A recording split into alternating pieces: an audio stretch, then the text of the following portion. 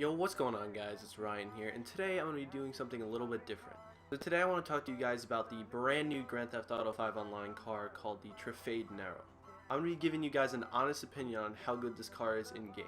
Now stats mean one thing, but as we all probably know by now at this point in GTA 5 online, is that the stats on paper are totally different than how it actually performs.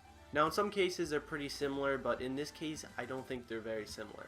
So to start off with the top speed is almost full, very close being full, but you know, it's really average for most supercars. Most supercars are around this. But I feel like the top speed on this is actually a lot worse than a lot of the cars that have this same amount of top speed.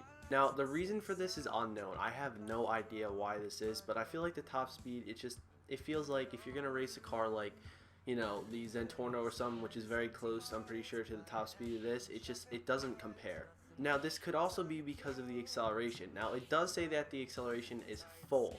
Now I totally disagree with that, because when I raced with this, it got smoked by some of the cars that had less acceleration on paper.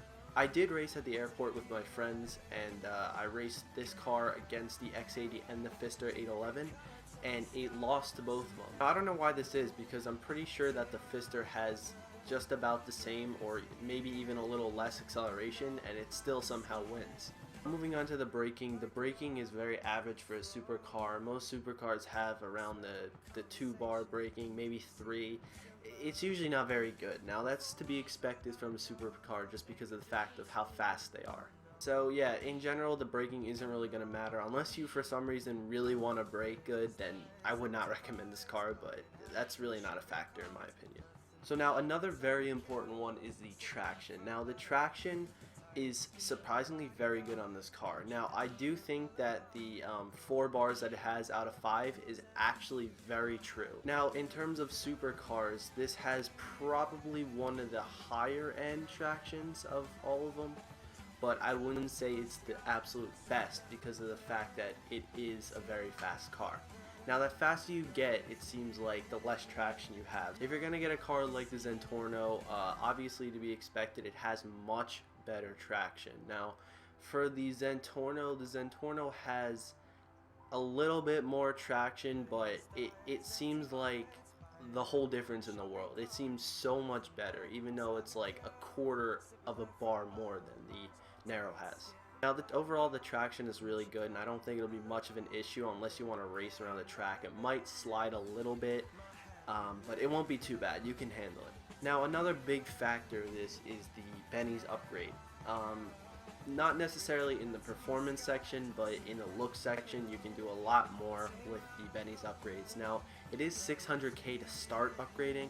That's ridiculous. I don't understand why they overprice it so much, because honestly it's just for the look's sake. And for looks, I do have to admit, this car is a very nice looking car. It almost looks like the Adder in the front and more like an Infernus in the back, so it's kind of like a hybrid between those two. And it's a really nice and sleek looking car. So overall, out of 10, I'm gonna give this car about a 7.5 out of 10. Now that might seem a little bit low considering what I said about each of the stats, but overall for the price and all the Benny's upgrades, I don't really think this car is too worth it. I think you can get better cars for this price. Like I would recommend some cars like the Zentorno, the Pfister 811, the Reaper, cars like that. They're around the same price. Some are a little cheaper, some are probably about the same or more expensive, but you know, within the 100k range I'd say. They're way more worth it than this car. Now this car did have a lot of hype around it, so I understand where people wanted to go crazy and grind and get money to buy this car, but overall I think once people got it, most people realized that it's really not as good as everyone hyped it up to be. Now I'm not saying it's a bad car. I'm saying, you know, if you have just enough money to buy it and upgrade it, I don't think it's worth it. I don't think you should blow your money on this. I think you should get the Zentorno for like 500k less or whatever it is. I don't exactly remember the price of Zentorno, but it's a lot less than this, much better performance, and I think it's even nicer looking. So that's really about it. Like I said, 7.5 out of 10, and would I recommend it? No, unless you have a lot of money to spend and other supercars that are nicer. So yeah, that's about it guys. Thanks for watching the video. Leave a like and a sub, and that's about it.